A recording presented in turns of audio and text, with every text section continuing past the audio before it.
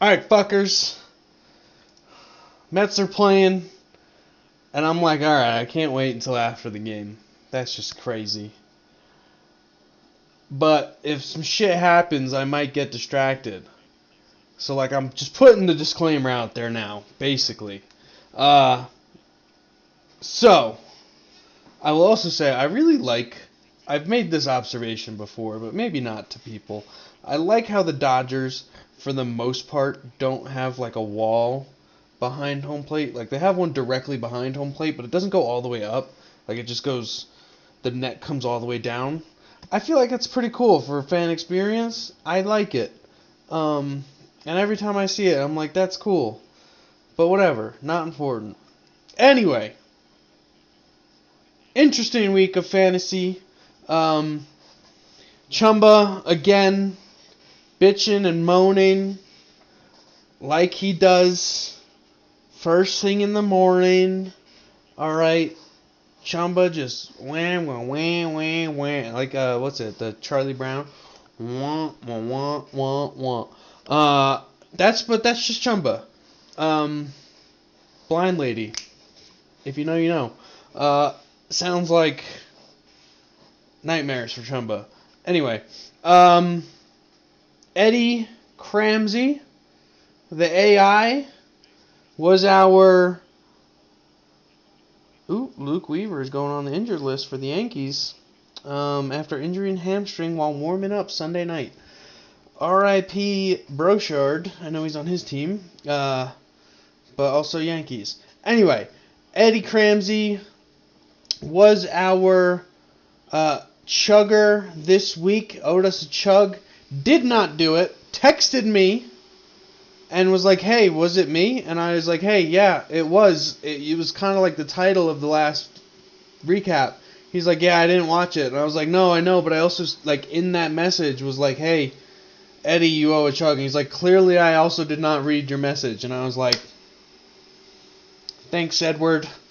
Thank you, bud. Love you. You ginger fuck. I can say that. Fellow gingers unite.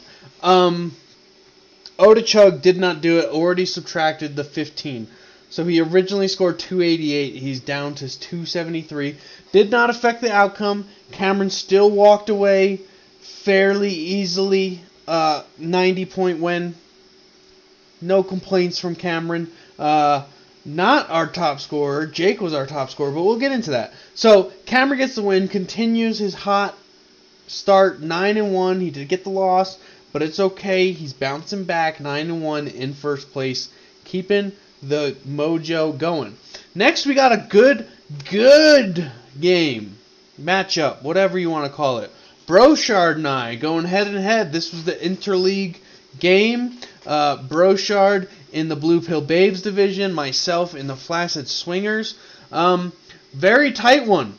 332 to 322. Brochard gets the loss. I beat the man by 10. Credit to me.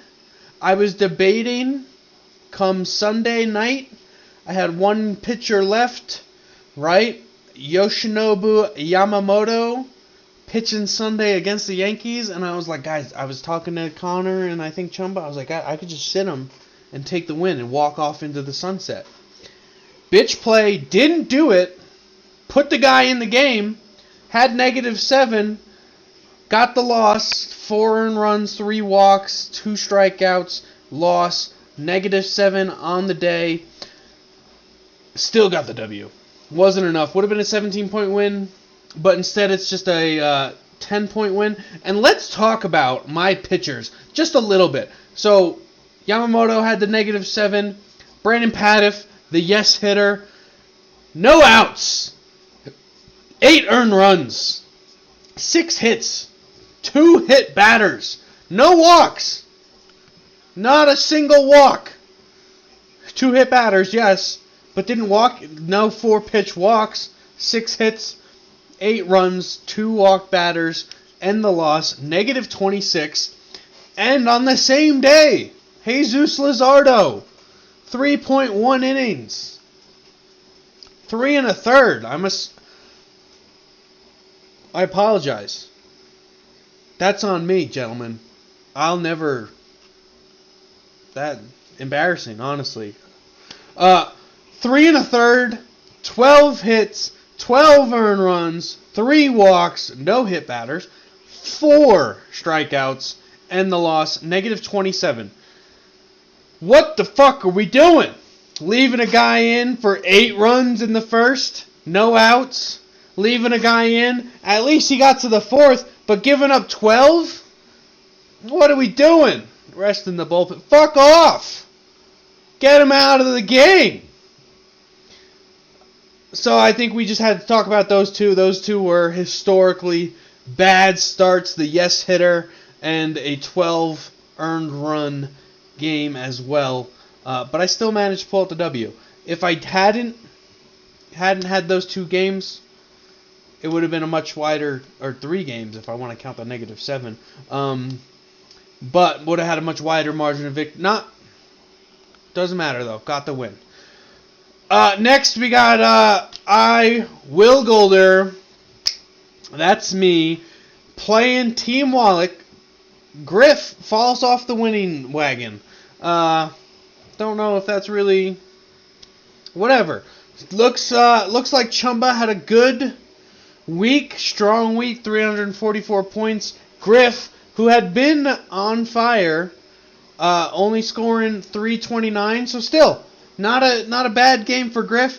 Chumba looks like he really had a big Sunday. 100.5, 100 and a half. I don't know why I'm doing the decimals so much tonight. 100 and a half on Sunday really helped bring that game back. Griff also had a 99 day on Friday. So it's just a good matchup. Chumba comes out on top on the win at the end with the win. Chumba in 4th place, Griff still in 2nd. Both at 4 and 6. So again, that Blue Pill Babe division being real interesting early in the season so far. Double play by the Mets. Let's go. Paul Blackburn pitching tonight. First start since first pitching he's had at all in the majors since he hurt his hand last season. Playing the Dodgers, struck out Ohtani, first batter. Might go bad. Who knows? He's only pitched in the minors this season and had a 270 in AAA. Anyway, no, I don't just know that. That's from the game. I'm not... whatever. Focus. Next, Jake, our top scorer. Great game for Jake. Only person in the 400s this week, not year. And went head-to-head with our second top scorer. So, and had a wide margin, 437 to 392. Jake gets the win. Again, good weekend for Jake. Friday, 101. Saturday, 82. Sunday, 72. Alec had the lead early in the week, and Jake just came back and said, no. I am not losing this week. I'm not doing it. I'm not falling. And he has moves to 5-5, tied with Alec at 5-5, 3rd and 4th in the Flaccid Swinger division, neck and neck. It's going to be interesting. Again, guys, I have to say, I think not only playing your division, but playing your division more is really working out. It seems to be making these things more interesting. Obviously, Cameron and I are a little bit above, but as we saw with Griff, it's easy to move up and down. So Cameron and I could both go on a losing streak and end up differently. Finally, we end with John and Connor. Again, 2 Flaccid Swingers, the 2nd place and the 5th place. John getting the win, moving to 6-4, 343 points versus Connor, 254 points. Connor's our low scorer. He owes us a chug. Doesn't watch the recaps, so we're going to have to tell him. But again, John, good weekend. Strong Saturday, scoring 100 points. John gets the win. Don't know what that was all about. And it just looks like, Connor, tough week. Couple negative pitchers. Couple negative batters. Just going through one of those rough patches that we all go through during the season. Game of the week. I had it picked out. Where'd it go? Ah, yes. Johnny Boy versus Griff. The two second place teams. John at 6-4. Griff at 4-6. Blue Pill. What are we doing over there? Why do we got the entire except for Cameron division in negative? On our side, we only got one person that's below 500. On Blue Pill Babes, 9-1, 4-6, 4-6, 4-6, 1-9. What are we doing? What are we doing, fellas? You're at 3 at 400. Figure it the fuck out. But it's good. We got two teams tied in Flaccid Swingers. John is 2 games behind me. Jake and Alec are 3 games, and Connor's only 4 games. So things they're tight. Things are tight. So